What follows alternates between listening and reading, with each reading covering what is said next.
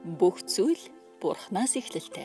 Америкийн нэгдсэн улсын Вашингтон ДС хот дахь Энэрл Христийн Монгол чуулган зорилгоор удирдуулсан амьдрал номыг албан ёсны эрхтэйгээр монгол хэлэнд хөрвүүлэн та бүхэнд хүргэж байна.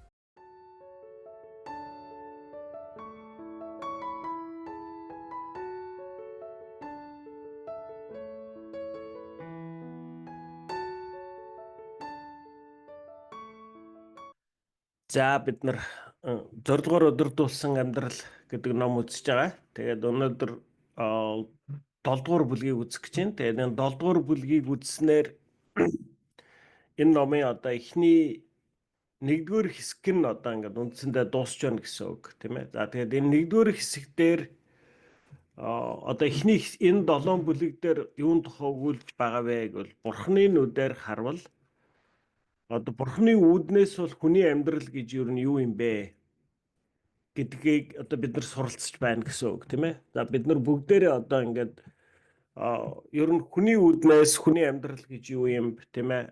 Хүний амьдрал юу чухал юм, бид нар юуны төлөө амьдрах ёстой гихчлэн бид нар одоо ингээд бид нарт өөрсдийн ийм ойлголцоод дотор амьдарч ирсэн. Энэ хүний ертөнцид амьдарч байгаа учраас харин бид нар одоо юун тухай суралцж байна? Бурхны үүднээс харвал ер нь одоо хүний амьдрал, та бидний амьдрал, та биднийг бүтээгч Бурхны үүднээс бол одоо хүний амьдрал гэж яг чухам юу юм бэ гэдгийг одоо бид нар суралцж байна гэсэн үг.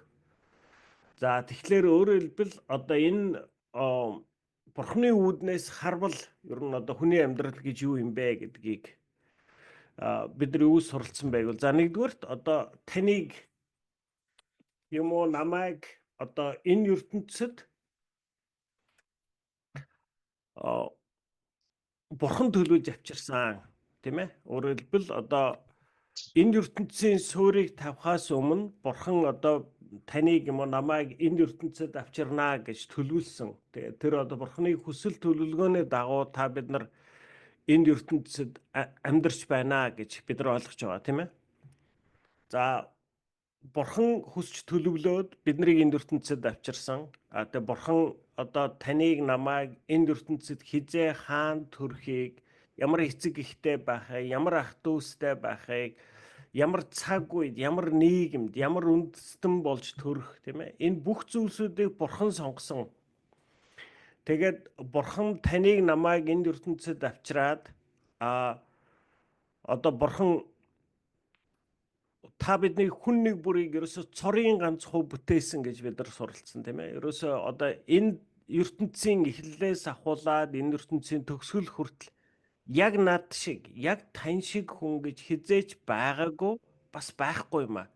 Тэгэхээр өөрөөр хэлбэл та бол одоо Бурханы гараар бүтээгдсэн цорын ганц түүний одоо онцгой нэгэн хувь бүтээл байна гэж бид нар суралцсан, тийм ээ. За тэгээд дараа нь бид нар юу гэж үздсэн байг бол за одоо бид нар энэ ертөнцид мөнхөд амьдрахаар бүтээгдсэн юм аа гэж үздсэн юм ээ. Бид нар бол энэ ертөнцид мөнхөд оршихоор бүтээгдсэн. Та бидний энэ ертөнцид амьдарч байгаа энэ дунджаар нэг 70-80-аад жил болвол бидний жинхэнэ амьдрал биш юм аа. Тийм өөрөөр хэлбэл та бидний энэ одоо энэ ертөнцийн амьдарч байгаа энэ богинохон амьдрал бол бидний мөнхөд орших үед бэлтгэх үе юм аа гэж үз. Тийм ээ. Тэгээд одоо бид нар цаашаа юу гэж үздсэн бэ гэхэлэр за ерөөсөө таны амьдрал болвол танд зориулагдаагүй юм аа. Таны амьдрал бол одоо Бурхан таны хэрэглэхийн тулд танд амьдралыг өгч энэ ертөнцид авчруулсан гэж бид нар үз. Тэгээд дараа нь бид нар одоо хүний амьдралыг ер нь юу удирдан жолооддаг юм бэ, тийм ээ? Одоо бидний яг үнэндээ бол бидний амьдралыг бидний төрлөх хүний мөн төрх удирдах жолооддаг юм аа. Тийм учраас одоо бид нар энэ төрлөх хүнийхээ одоо элдв хүсэл энэ импульсүүдэд хөтлөгдөж бид нар маш олон шийдвэрийг гаргаж сонголтыг хийж амьдрдгаа гэж үзсэн. Харин энэний оронд бид нар яах ёстой вэ гэвэл Бурхан яах гэж биднийг энэ ертөнцид авчирсан, яг тэр зорилгын төлөө, яг тэр Бурханы хүсэл зорилгот амьдралаа удирдуулж амьдруулах хэрэгтэй юм аа гэж үзсэн. Тэгээ одоо сүүлийн 5-6 дугаар бүлэгтэр бид нар юу гэж үзсэн гэвэл яг Бурханы нүдээр харвал хүний амьдрал бол 3 зүйл юм аа гэсэн. Нэгдүгээрт Энэ бол сорилт тийм ээ. Юм хоёрдугаарт энэ бол танд оногдуулсан үүрэг хариуцлага юм. Гуравдугаарх нь танд энэ төр зуур энэ ертөнцид илгээлт юм а гэж үз, тийм ээ. Тэгэхээр өөрөөр хэлбэл одоо бид нар юу гэж ойлгож байна гэвэл за одоо миний надад өгсөн амьдрал бол амьдралыг одоо бурханд юу хамгийн чухал байд юм бэ гэхлээр таны миний энэ ертөнцид олох амжилт одоо бүтээх бүтээл эдгээр зүйлс бол одоо тийм их бурхны хувьд тийм амар чухал биш байдгаа гэж бид нар ойлгосон тийм ээ. Өөрөөр хэлбэл бурхны хувьд юу чухал байдаг вэ гэвэл ерөөсөө одоо би хувь хүний хувьд хэн болж гинэ гэдэг нь л чухал. Яагаад бурханд энэ нь чухал байдаг юм бэ гэхлээр бид нар энэ ертөнцөөс явах цагт энэ ертөнцид та биднэрт байсан бүх зүйлсийг орхиод явдаг. Тийм ээ? Одоо Библиэлд бичсэнчлэн бид нар нүцгэн ирээд нүцгэн буцана. Тэгэхээр бид нар яг одоо энэ ертөнцөөс буцаад явхад юуг авч бурхны өмнө очдөг вэ гэвэл ерөөсөө миний бурхантай харилцаж байгаа харилцаа миний хувь хүний мөн төрхөөл авч очдөг. Тэгээ миний бурхантай харилцаж байгаа харилцаа намайг мөнхөд оршихуйд хаана байхыг мань тодорхойлдог. Тэгээ бурхан намайг энэ ертөнцид амьдрах хугацаанд тийм ээ одоо мөнхөд оршихуйд бурхантай хамт байхад миний мөн төрхийг зан чанарыг бэлтгэдэг гэсэн. Тийм учраас бурхны хувьд тийм ээ бурхны хувьд одоо миний хэн байгаа ямар мундаг одоо амжилт олж байгаа би энэ ертөнцид хэр нэр алдартай эрх мэдэлтэй одоо ингээд мундаг хүн байна вэ ямар агуу зүйл хийж бүтээж байна гэдэг бол бурхны хувьд хамгийн чухал сонин зүйл нь биш байдаг одоо миний амьдралаас. Харин эсрэгээр яг үнэндээ ганц зэрэг ямар хүн бэ? Яг хувь хүний хувьд ямар хүн байна? Тийм ээ? Энэ л миний зан төрх, миний мөн төрхөл бурхны анхаарлыг одоо хамгийн их татдаг гэсэн үг. Тийм ээ? Өөрөөр хэлбэл одоо жишээлбэл тэрх юм бол таны одоо 4-5 настай хүүхэд байна, тийм үү? Таны 4-5 настай хүүхэд одоо сургуульд яваад одоо аягүй мундаг амжилт гаргаад тийм ээ? Онц бонд сураад тэгэл одоо манай хүүхэд ингээл жоохон бахта цэцэрлэгт байж захтаа нэг ингээл нэг теннисний тэмцээнд чигэл орлоо гин те тэгэл нэг юм нэг пластик медаль барайл хүрээд ирнэ. Төгөлдөр хуур сурж яана л гин. Тэгээд багшийнхаа үрдээр суучаал нэг 2-3 юм дон хийлгээд л тийм ээ. Тэгэл одоо бас нэг одоо нэг пластикаар хийцэн бас нэг медаль барайл ирнэ тийм ээ. Тэгээд одоо нэг гэрт нэг цомч явж явах шиг те одоо 4-5 настай хүүхдийн тэр олоод байгаа тэр мундаг амжилт одон медаль бол одоо миний хувьд одоо ингээ харахад тэр нь бол ерөөсөө надад одоо ямар мундаг юм бэ миний хүүхэд үнэнгээсээ ийм мундаг медаль авчлаа гэдэг ямар ч тийм сэтгэл төрүүлдэггүй тийм ээ би 4-5 настай хүүхдээс юу харах уу гэвэл за миний хүүхэд хувь хүний хувьд ямар болж тийм ээ одоо ингээд бус хүүхдүүдтэй хэр ивтэй юм одоо бусд хүмүүсийг хэр хүндэлдгийг бусд хүмүүст хэр зэрэг талархдгийг тийм ээ хэр зэрэг зохион байгуулалттай хэр зэрэг сахилга баттай юм тийм ээ өөрөөр хэлбэл тэр хүүхдийн хувь хүний зан чанарыг би харахаас биш манай хүүхдийн тэр нэг 4-5 настай хүүхдээ аваад байгаа тэр нэг одон медаль тийм ээ нэг тууз мууз өргөмжлөл юу гэдгийг тийм ээ тэр юмнууд нь надад ерөөсөө тийм хизээч тийм одоо чухал байдаггүй. Яг түүнтэй ижилхэн. Бурхны нүдэнд та бидний амьдрал яг ингэж харагддаг гэсэн үг. Бурхны нүдэнд та бидний одоо энэ ертөнцид олоод байгаа амжилт одоо тэр одон медаль, өргөмжлөл одоо хүрж байгаа амжилтууд бол бурхны хувьд яг одоо тэр таны хувьд 4-5 настай хүүхдээ чи олж байгаа амжилтны төдийл зүйл гэсэн үг. Тийм ээ? Мэдээж таатай сайхан одоо ямар нэг юм хийгээд л байгаа юм байна да. Гайгүй. Тэгэхдээ тэр нь болвол тэр миний хүүхдийн авж байгаа медаль нь тэр одоо хийж бүтээгээд байгаа тэр зүйлс нь миний хувьд чухал биш. Миний хүүхдийн зан чанар чухал. Тэгвэл бурхан яг бидний амьдралыг ингэж хардаг гэсэн үг юм аа. Тийм учраас одоо бурхан бидний амьдралыг бол бурханы нүдээр харуул бидний амьдрал бол сорилт юм аа гэсэн. Өөрөөр хэлбэл ямар сорилт юм бэ гэхлээр бурхан та биднэрт тэр хүссэн зан чанаруудаа бүрэлдүүлэхийг төлөө ажилдаг гэсэн үг. Тийм ээ? Бурхан одоо намайг хүнлэг хүн болгоё, тийм ээ? Их одоо хүчтэй зоригтой хүн болгоё гэдэг энэ хүслээрээ л бурхан ажилтдаг юм аа. Одоо өөрөөр хэлбэл та бидний амьдралын туршид бурхан биднийг харахтаа за энэ хүнд би ийм л зан чанарыг бүрдүүлнэ гэж ажилтдаг гэсэн үг, тийм ээ? Тэгээд одоо энэ дээр бид нар бас нэг зарчим ярьсан тийм ээ? Бурхан одоо яаж тэр зан чанарыг бүрдүүлд юм бэ? Тийм ээ? Яаж одоо ийм даруй төлөв занг яаж бүрдүүлд юм бэ хүнд, тийм ээ? Та одоо өөрийнхөө хүүхд чинь яавал даруй төлөв болдгийн, тийм ээ? Танаа хүүхэд бүтлгүүдэж үзчихээж, ялагдаж үзчихээж, тийм ээ? Ингэж байж сая даруй төлөв болдог. Болсон болоогүй худлаа өнөө медаль аваад л янз бүрийн шагнал аваад л магтуулаад яваад бол тэр хүүхд чинь өөрийгөө би гомон мундаг хүн юм аа гэж бодоод яваад байна шүү дээ. Хүүхд чинь яг үнэнгээсээ одоо ялагдаж, бүтлгүүдэж, тийм ээ, дахин бүтлгүүдэж үзчихээ сая хүүхэд даруй болдог. Тийм ээ? Хүүхэд хизээ төвчээртэй болдгийг, тийм ээ? Төвчээрийг нь барсан тийм хүнд хэцүү нөхцөл байдлуудыг туулж байж сая хүүхэд төвчээртэй болдог. Тэгэхээр өөрөөр хэлбэл Бурхны нүдээр харвал бидний бүтэн амьдралаас бурхан юуг харж идэг вэ гэвэл одоо ан зүрхт би ийм зан чанарыг бүрдүүлнэ гэж ажилдаг гэсэн үг. Тийм ээ? Дараачих нь бол амьдрал бол одоо бурханы надад оноож өгсөн үүрэг хариуцлага юм а гэж үз. Тийм ээ? Өөрөөр хэлбэл одоо түрүүн хэлсэнчлэн бид нар нүцгэн ирсэн нүцгэн болсон. Энэ завсар байгаа бүх зүйлсүүдийг бид нар бурхан төр зуур хэрэглүүлж байгаа. Тэгвэл энэ төр зуур хэрэглэж байгаа зүйлсийн төлөө би бурханы өмнө хариуцлага хүлээдэг гэсэн үг. Тийм ээ? Танд өгсөн гэр бүл, аав, ээж, ах дүүс, найз нөхөд, тийм ээ? Энэ бүгдийн төлөө та бурханы өмнө үүрэг хариуцлага хүлээдэг. Тийм ээ? Танд өгсөн эд хөрөнгийн төлөө, танд өгсөн энэ бие махбодын төлөө хүртэл бурханы өмнө үүрэг хариуцлага хүлээдэг гэсэн үг. Тийм ээ? Бурхан чамд танд надад энэ бүхнийг өгөхдөө за миний хүү энэ үнийг хамгийн сайнаар арчлаад аваад яваарай л гэж өгж байгаа. Ийм үүрэг хариуцлага хүлээдгээ гэж үз, тийм ээ? За тэгээд бид нар 6 дугаар бүлэг дээр юу гэж үздсэн бэ гэвэл бурхны нүдээр харвал хүний амьдрал бол төр зуурын томилолт юм а гэсэн. Өөрөөр хэлбэл одоо энэ 6 дугаар хичээл дээр бид нар юу гэж харж байгаа гэхээр бурхны нүдэнд бол энэ хүн төрлөختөн бол ерөөсө хоёрхан янз байдаг, тийм ээ? Бурхны хүмүүс, бурхны биш хүмүүс. Тэгэхээр бид нар энэ ертөнцийн бурхны хүмүүс юм бол бид нар бурхныг төлөөлж байгаа хүмүүс. Бид энэ ертөнцийн хүмүүс биш. Бид нар тэгэхээр энэ ертөнцийн амьдрах хугацаанд бурхныг гэрчилдэг, алдаршуулдаг, тийм ээ, бурхныг тунхагладаг. Өөрөөр хэлбэл энэ ертөнцийн хүмүүс биш.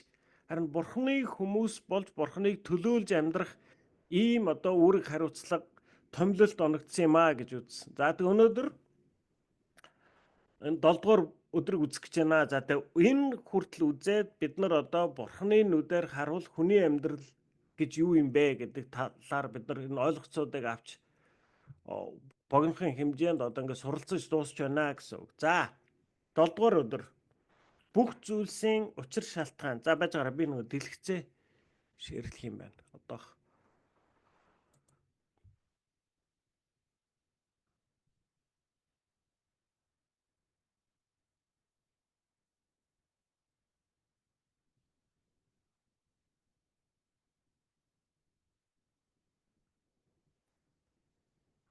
за миний дэлгэц харагдаж байна та нарт? Харагдаж байна.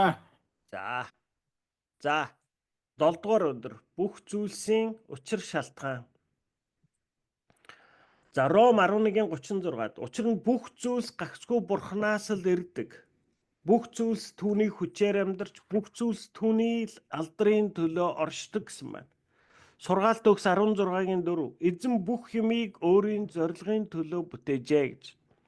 Бүх зүйл түүнд зориулагдсан юм а. Түүнд гэж хэм бэ? Бурханд.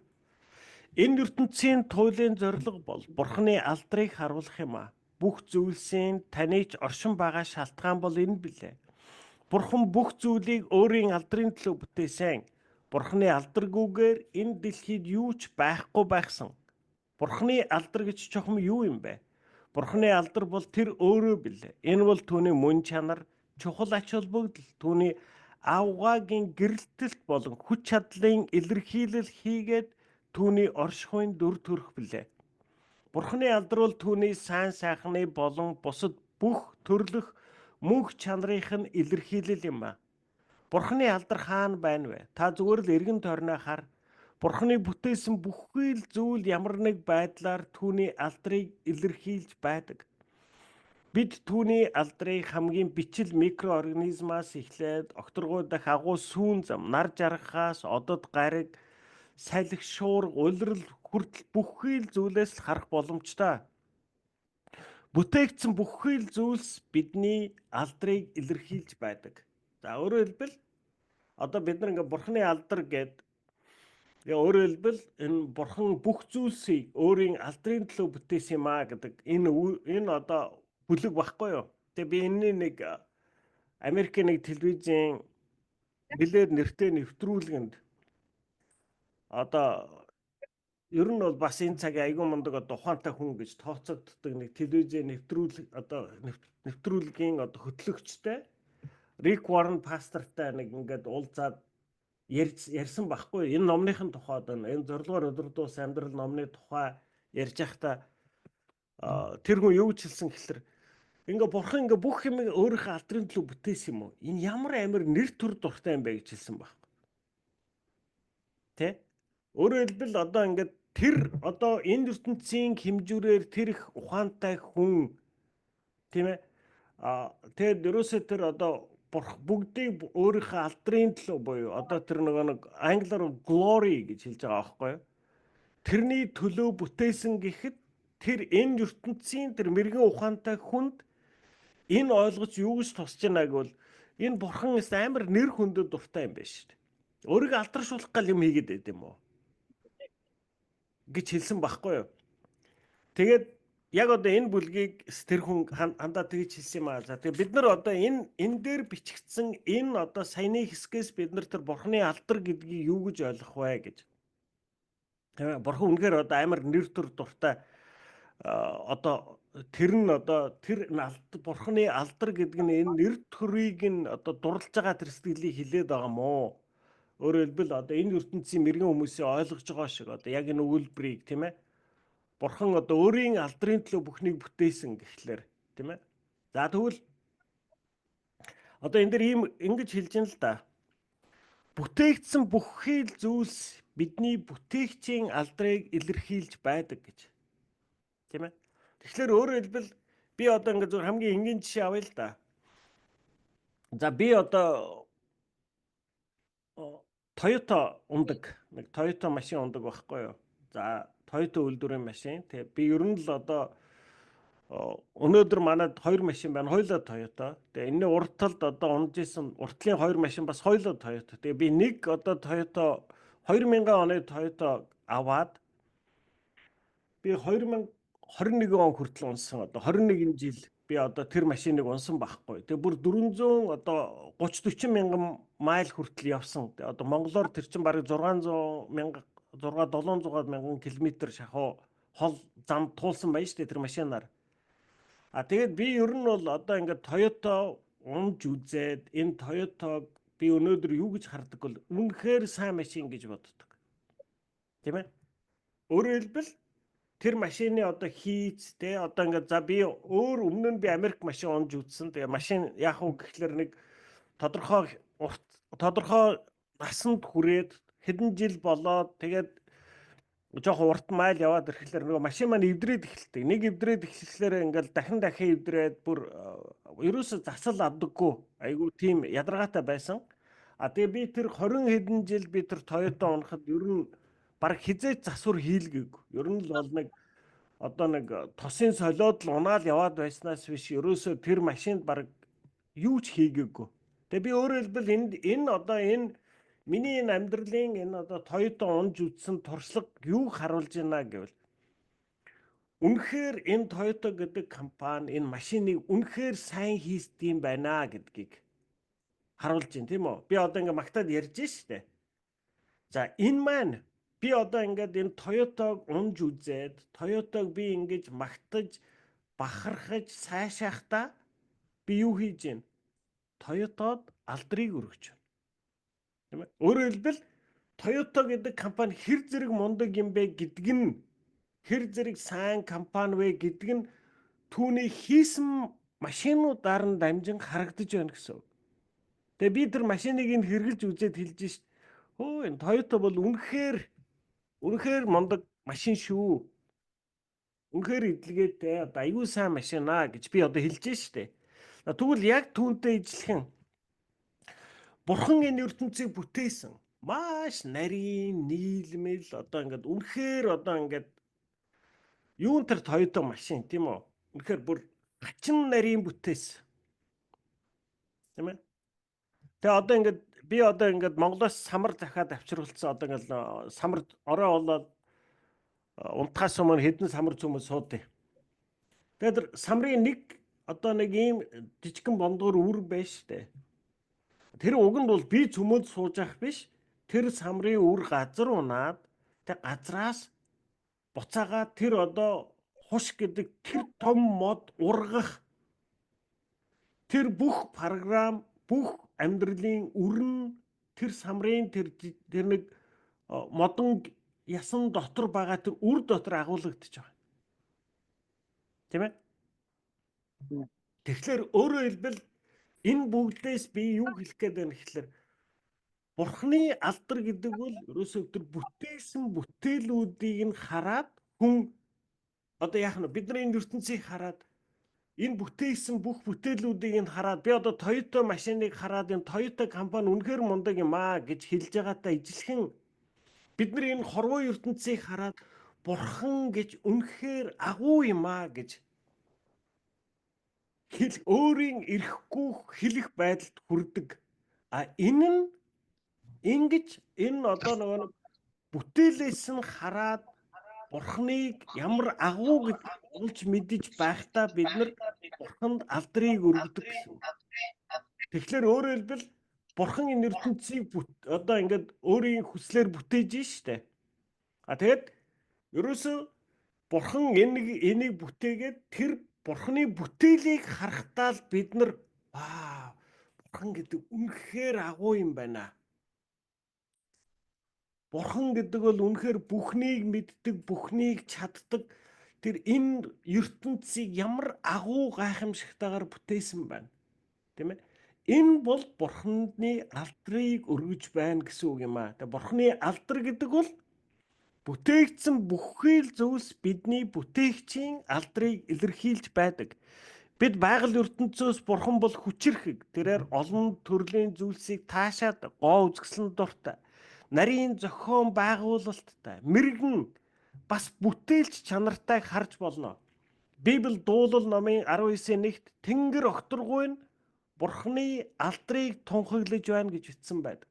Тэгээ өөрөөр хэлбэл одоо тэр бид нар энэ сансарт нисэн нисгчдийн яриа байдаг. Тэг ингээд сансарт нисээд тэр сансрын хөлгийн онгоцоор энэ орчлон ертөнцийг хараад Бурхан үнэхээр ямар агуу юм бэ? Тийм ээ? Тэр Бурханы бүтээл нь өөрөө Бурхан хинбэ гэдгийг харуулж байгаа маань л Бурханы алдар юм аа гэж бид нар ойлгох хэрэгтэй. Түүхэн явцад Бурхан өөрийн алдрыг хүмүүст олон янзаар илэрхийлсэн байдаг. Тэрээр хамгийн анх өөрийн алдрыг Эден цэцэрлэгт, дараа нь Мосед, тэгээд гэрээний авдруулан мөргөлчдийн дуганд, дараа нь Есүсээр дамжуулан, харин одоо сүмээр дамжуулан илэрхийлж байна. Алдар нь дүрлзэн асаж буй гал, үүл, аянга цахилгаан, суунаглах утаа болон хамгийн хурц гэрэл хэмээн дүрслэгддэг. Мөнхийн улсыг Бурханы алдар гэрэлтүүлдэг ажээ. Илчлэл номын 21-23 хотод дээрээс нь гэрэлтүүлэх нарсаар хэрэггүй ажээ. Учир нь Бурханы алдар түүнийг гэрэлтүүлж байна хэмээн Библиэд бичсэн. Бурханы алдар Есүс Христэд хамгийн тод харагддаг. Тэр бол энэ дэлхийн гэрэл, Бурханы мөн чанарыг бидэнд гэрэлтүүлэн харуулсан. Есүсээр дамжуулан бид Бурханы мөн төрхийг таньж мэднэ. Библиэд Еврей номын 1-3-т хүн түүний алдрын туяа, түүний мөн чанарын бодит илэрхийлэл хэмээсэн. Бидэнд Бурханы алдрыг бүрэн ойлгуулахын тулд Есүс энэ дэлхийд ирсэн. Иохан 1:14-т уг нь хүн болж бидний дунд оршин бид түүний нэгүүлсэл ба үннээр дүүрэн алдрыг харцгаасан хэмээн бичигдсэн байдаг. За тэгээд бид нар уртлын номны судал дээр ярьж ирсэн нэг жижигхэн одоо нэг сургаалт одоо нэг одоо үлгэр гэх юм уу, түүх гэх юм уу те нэг тийм түүх байдаг. Би тэрийг та нарт газ богнохон ярьчээ. За тэгээд өөрөөр хэлбэл одоо нэг юм гэр бүл байдаг тийм ээ. Тэгээд нэг гэр бүл тэгээд авгаа хүүхэд нь одоо ингээ бурханд итгэдэг ингээд дандаа сүм явдаг. Тэгээд нөхөр нь бурханд итгэдэг. Тэгээд нөхрийнх нь одоо бурханыг үгүйсгэж хэлж байгаа хамгийн том одоо үндэслэл нь юу гэж хэлж байна гэхлээр бурхан заяа. Үнэхээр одоо тийм тэнгэр газар бүтээсэн тийм мундаг бурхан юм бол яах гэж хүн болоод энэ ертөнцид ирээд тийм үү? Тэгэд яах гэж одоо энэ хүмүүст алуулж идэв ер нь. Наад түүх чинь өөрөө шал утгагүй юм байгаа байхгүй юу гэдэг. Одоо нөхөр нь тэгж маргадаг те. Үнэхээр бурхан л бурхан юм бол яах гэж хүн болж төрөх юм? Яах гэж тэр Есүс болж ирээд л тэгэл баахан нөгөө хүмүүстэйгээ явж байгаа л тэгэл нөгөө хүмүүс нь барьж оол цовдлоод алцдаг те. Наадах ч юм бол амар тэнэг түүх гэдэг. Одоо тэр нөхөр нь тэгж дандаа маргадаг.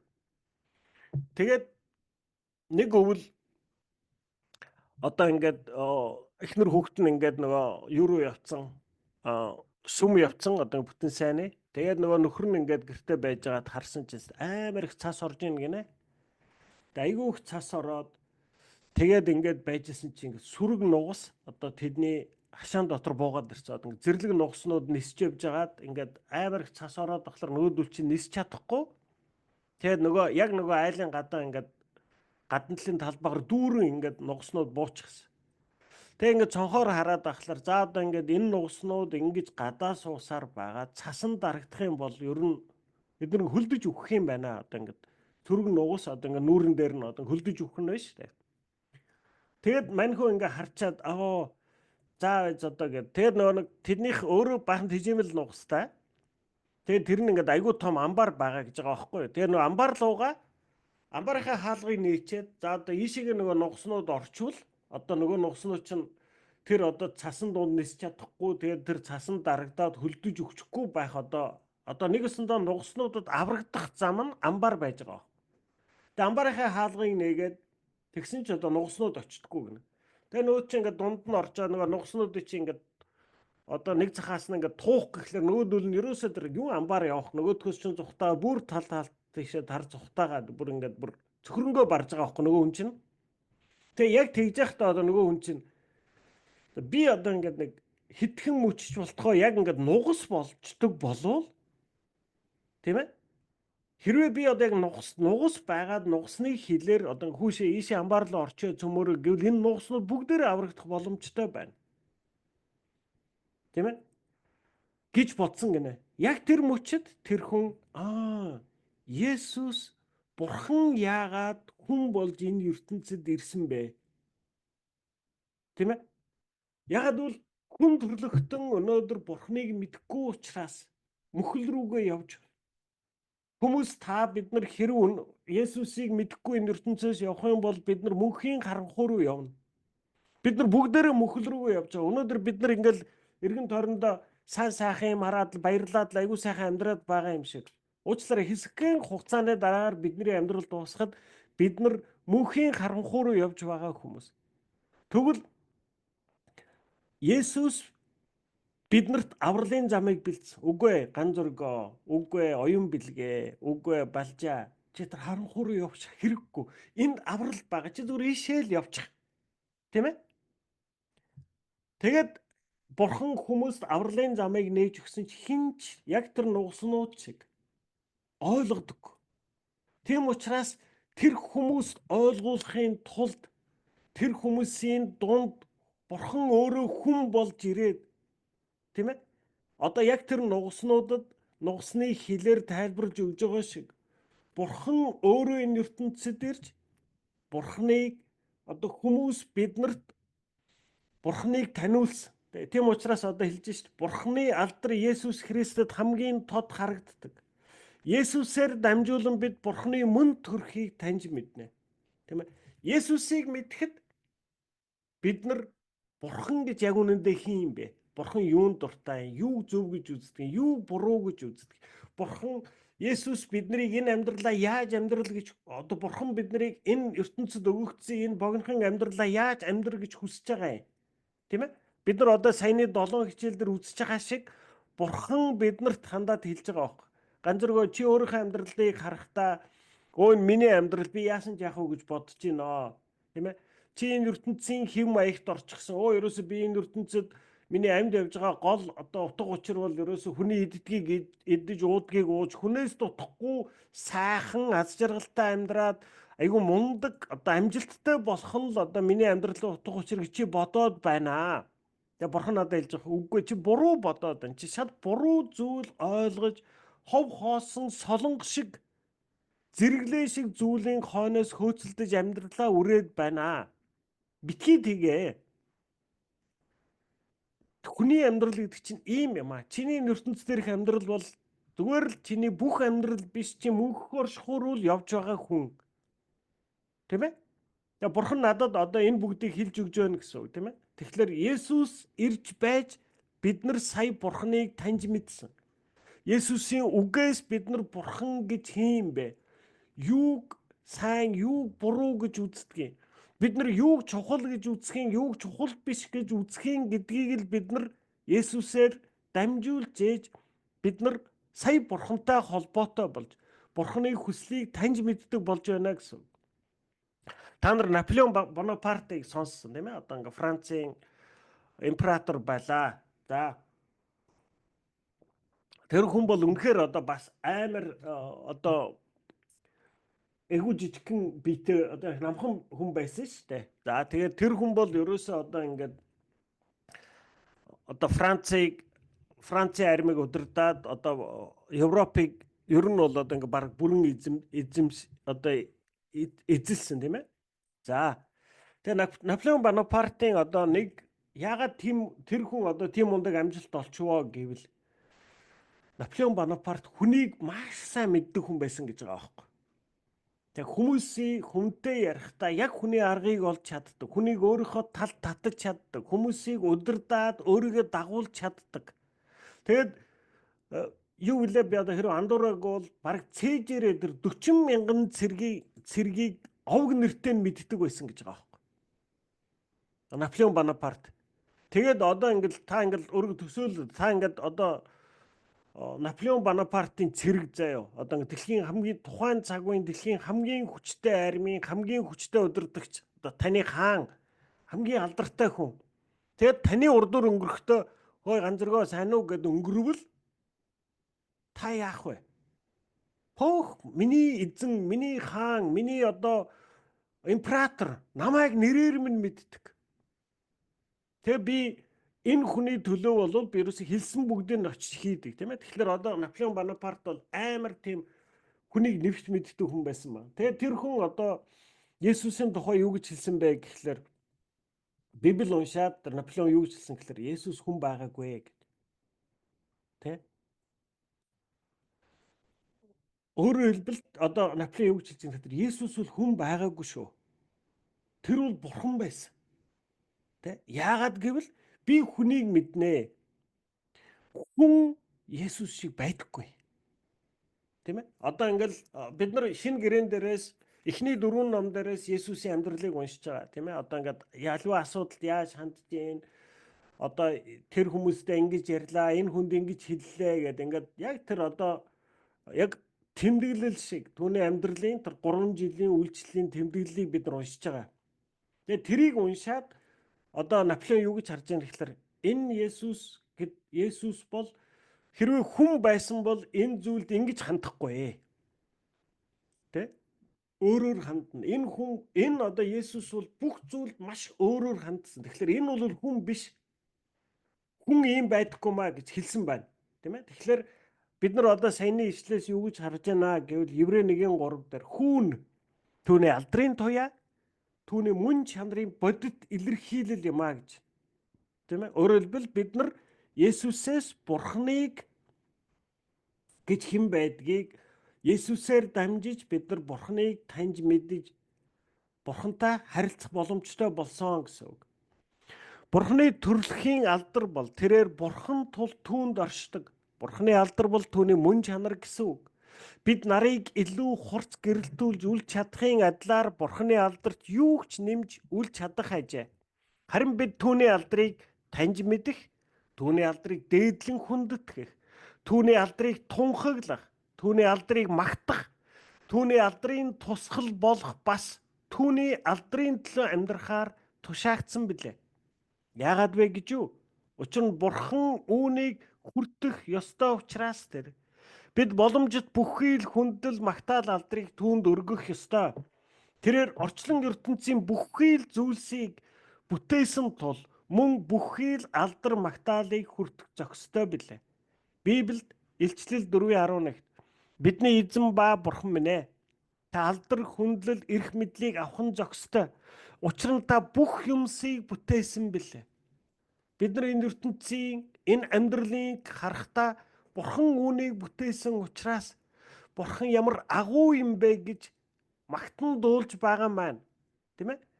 Энэ амьдралаа хараад, өөрийгөө хараад, өөрийн амьдралыг хараад, энэ ертөнцийг хараад энэ бүгдийг бүтээсэн Бурхан ямар агуу вэ гэдгийг хүлээн зөвшөөрч байгаа маань л биднэрт Бурханд алдрыг өргөж байгаа хэрэг юм аа. ертөнц дэлхий дээрх Бурханы бүтээлүүдээс хоёрхан бүтээлэл түүнд алдрыг авчирч чадаагүй ба эдгээр нь нүгэл дунсан тэнгэр элч нар буюу демон болон хүмүүс бид билээ. Тийм ээ? Өөрөөр хэлбэл Бурханы энэ ертөнцийн бүтээсэн бүх бүтээлүүд нь Бурханд алдрыг авчирдаг. Өөрөөр хэлбэл одоо энэ дэлхий дээр бүтээгдсэн Бурханы бүх бүтээлийг харахтаа хүмүүс Бурхан ямар агуу гайхамшигтай юм бэ гэдгийг олж хардаг гэсэн үг. Харин бүх бүтээл дотроос нь хоёрхан бүтээл. Нэг нь Сатан буюу одоо тэр демон Бурханы анханасаа ямар бай гэж хүссэн түүгээр нь байхаа болсон тэнгэрэлч нар хүмүүс бид нар билээ. Тийм ээ? Яагаад бид нар одоо Бурханд алдрыг авчирч чадхаа болсон бэ? Яагаад гэвэл Бурхан хүнийг бүтээхдээ яг ямар байгаасаа, ямар амьдралаар амьдраасаа гэж зориулж бүтээсэн тэр хүслийг нь бид нар биелүүлэхэ болсон. Тэр Бурханы намайг яваасаа гэж хүссэн замаар би явхаа болоод өөрийн замаар явж эхэлсэн учраас өөрөөр хэлбэл би Бурханы бүтээл мөртлөө түүний намайг одоо хүнийг ямар амьдралаар амьдарч энэ амьдрах хугацаанд юу хийж бүтээж чухам яаж амьдраасаа гэсэн тэр хүслийнхэн дагуу биш өөрөөр явж эхэлсэн учраас би Бурханд миний амьдрал бид нар Бурханд алдрыг авчирч чадхаа болсон юм аа. Бүхий л гим нүгэл нь үндсэндээ Бурханд алдрыг авчирч чадахгүй байх уу юм аа. Гим нүгэл гэдэг нь бусад зүйлсийг Бурханаас илүү хайрлахгүй юм. Бурханд алдар авчирхаас татгалзах нь түүнийг бардамнан эсэргүүцэж байгаа хэрэг бөгөөд энэ нь сатаныг хүмүүс биднийч бүдэрсэн гим нүгэл билээ. Өөрөөр хэлбэл бид Бурханд алдар авчирхын төлөө бус харин өөрсөддөө алдар авчирхын төлөө амьдарсан. Библиэд Ром 3:23 бүгд нүгэл үлдснээр Бурханы алдарт хүрдэггүй гэжээ. Бидний хэн маанч өөрийн амьдралаар Бурханы хүртэх ёстой алдрыг түүнд өгч чадаагүй. Энэ нь бидний үйлдэх хамгийн муу гим нүгэл хамгийн том алдаа юм аа. Нөгөөтэйгөр Бурханд алдар авчирч амьдрах нь бидний энэ амьдралдаа олж болох хамгийн аваа амжилт юм аа. Бурхан хэлэхдээ Исаи номын 43:7 дээр тэд бол миний өөрийн хүмүүс бид тэднийг надад алдар авчруулахын тулд бүтээсэн гэсэн тул энэ нь бидний амьдралын хамгийн чухал зорилго байх ёстой. Саяны хэсгээ дахиад сонстоо.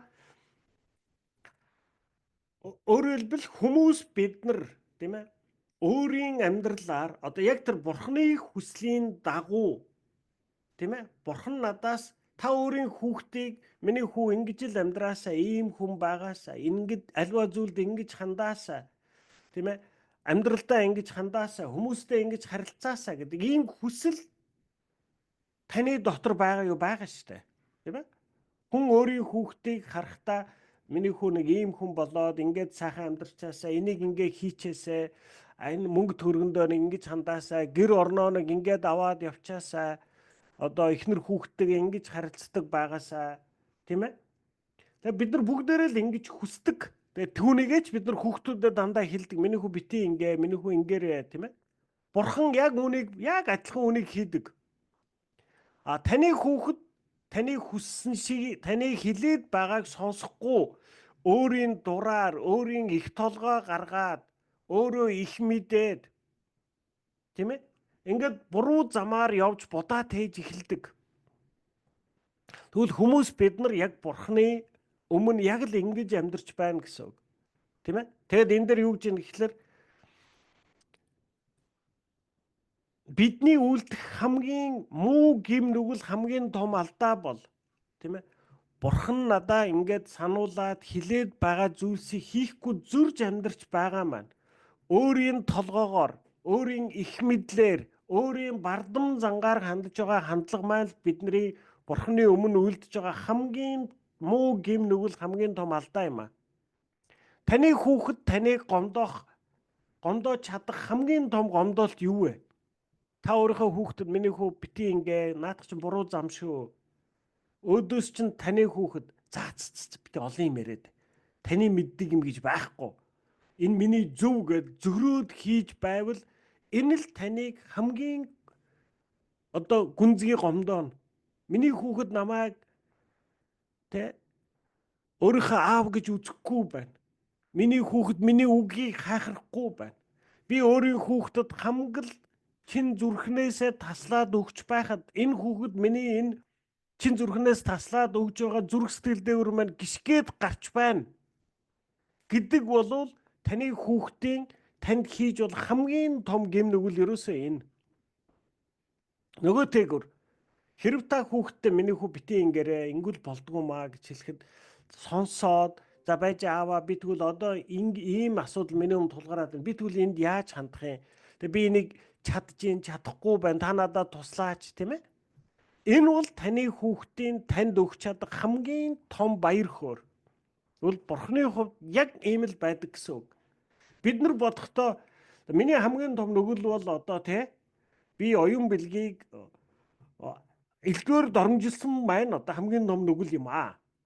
Тийм ээ. Эсвэл одоо би хулгай хийсэн тэр бол миний хамгийн том нүгэл. Миний одоо хүн алж хүрээд талсан би бол айгүй мохо том нүгэлтэй. Өөрөөр хэлбэл бид нар харахтаа дандаа биенийхээ эсрэг нүгэлтэй хүмүүс нүгэлтэй хүнийхээ эсрэг хийсэн үйлдэлүүдээ бид нар айгүй том нүгэл гэж ярьж бид нар биенийг яг тэр хүнийхээ өөдөөс хийсэн буруу зүйлсүүдээр бид нар биенийг маш их шүүдэг.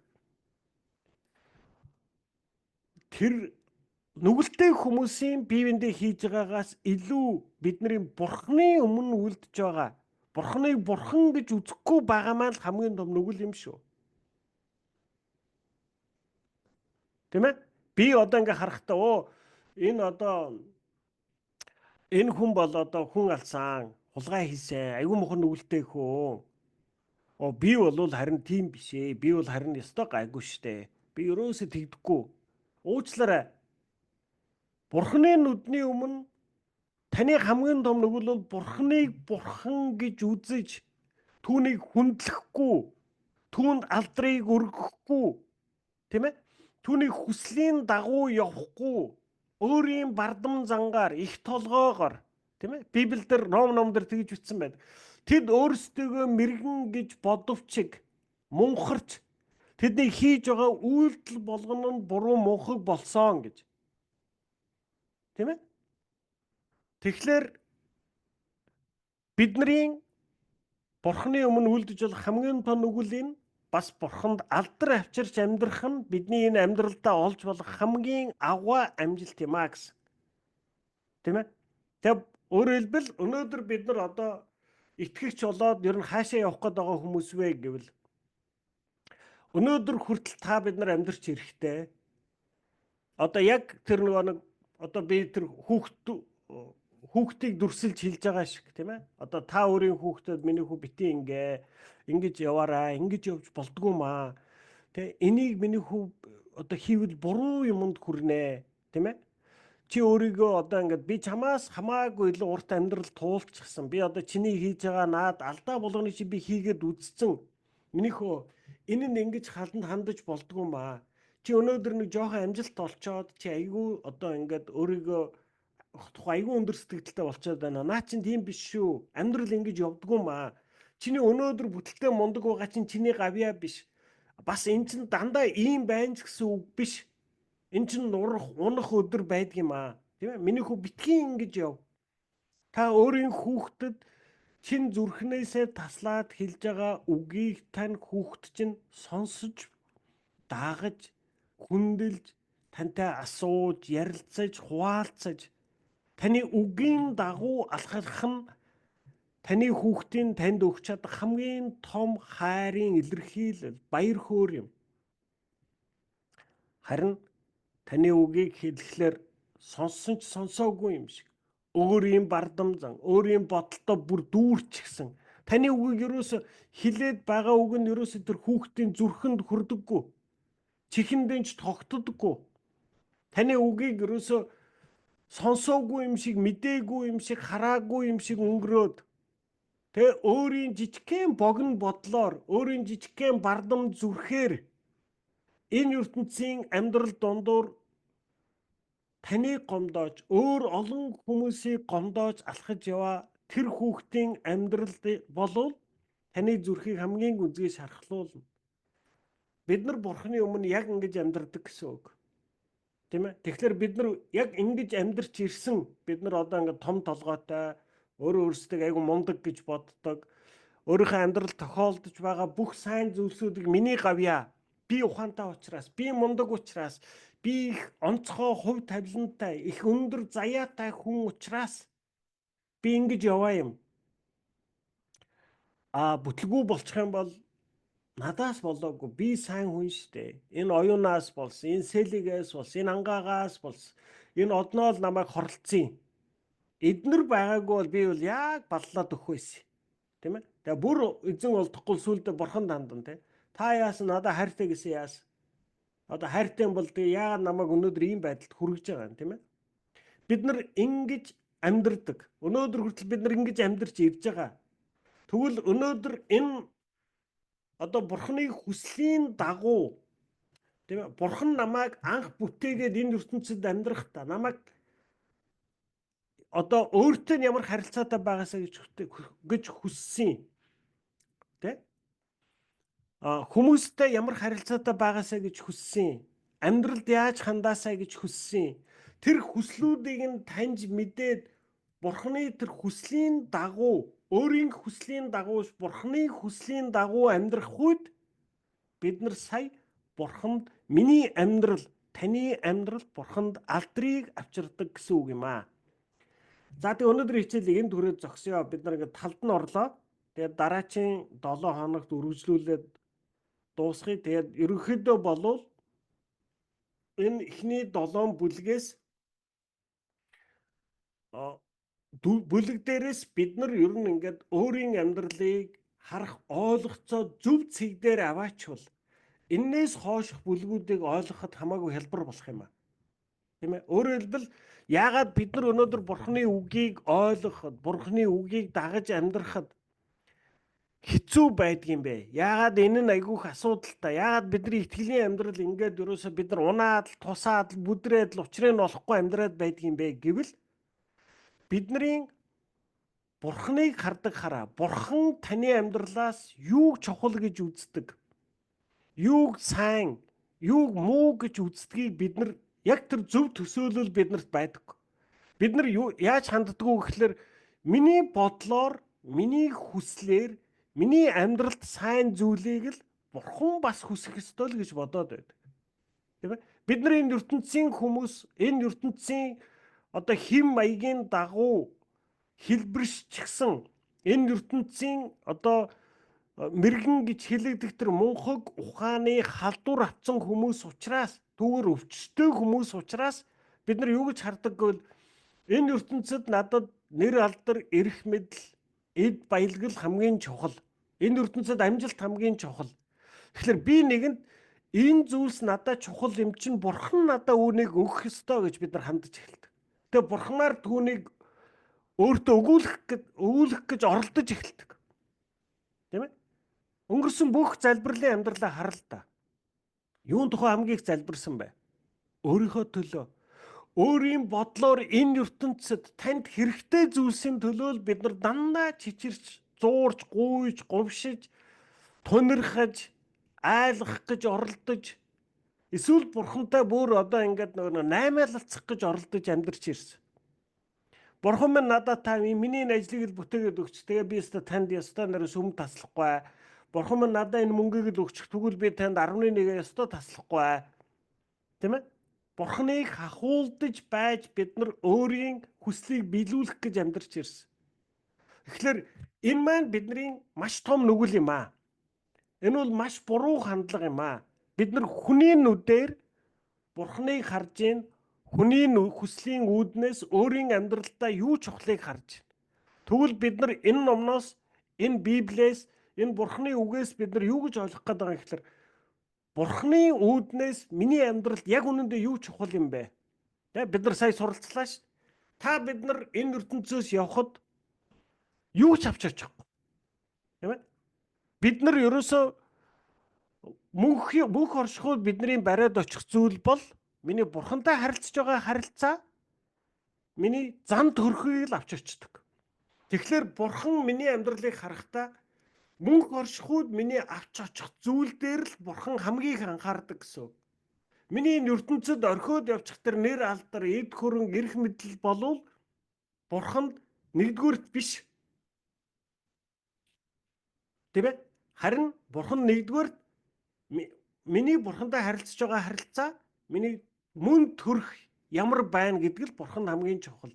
Тийм учраас бид нар итгэлийн амьдралаар амьдрахлаар энэ ертөнцид бидний хүслийг Бурхан тэр болгон биелүүлж өгдөг. Тэрний оронд бидний амьдрал зөндөө олон асуудал тулгарна, бэрхшээл тулгарна, хүнд өдрүүдийг туулах болдог. Тэгээ бид нар энэ дунд төөрчхөд яагаад Бурхан хаана байгаад байгаа? Бурхан яагаад надад энэ миний хүссэн юмыг өгөхгүй байгаа? Бурхан надад хайртай гэсэн яалаа гэд ингээл гоншгонол гонгнол амьдраад байдаг. Гэтэл яг Бурхан өөрийн үүднээс хамгийн зөв сайн зүйлсийг л үлдэж байгаа. Тань тулгарч байгаа асуудлаар дамжуулж таны зан төрхийг, мөн төрхийг л сайжруулж байгаа юм. Яагаад гэвэл таны мөнх оршихуйд авч очих зүйл чинь. Өөрөөр хэлбэл бид нар нэг зүйлийг хатуу санах хэрэгтэй. Бурхан таны амьдралаас мөнхийн үр дагавартай зүйлсийг л нэгдүгээр тавьдаг. Таны мөнхөд барьж очих хоёр зүйл тийм ээ. Таны Бурхантай харилцах харилцаа, таны зан төрх хоёрт Бурхан хамгийн их анхаардаг. Таны энэ ертөнцид зуурдын зүйлс тийм үү? Таны нэр алдар, эд баялаг, өнөөдрийн амжилт болвол зуурдын зүйлс юм аа. Түүнд чинь Бурхан таны хүсэж байгаа шиг том анхаарлыг тавьдаггүй маа гэж. Энэ зарчим дээрээс л бид нар амьдралыг харвал, асуудлуудыг харах юм бол бидний энэ ертөнцийн итгэлийн амьдралаар Бурханы хүслийг дагаж амьдрах түлхүүрийн бол энэ хандлага юм шүү. За тэгээ баярлалаа. Өнөөдрийн бүлгийг энд хүрээд зогсъё.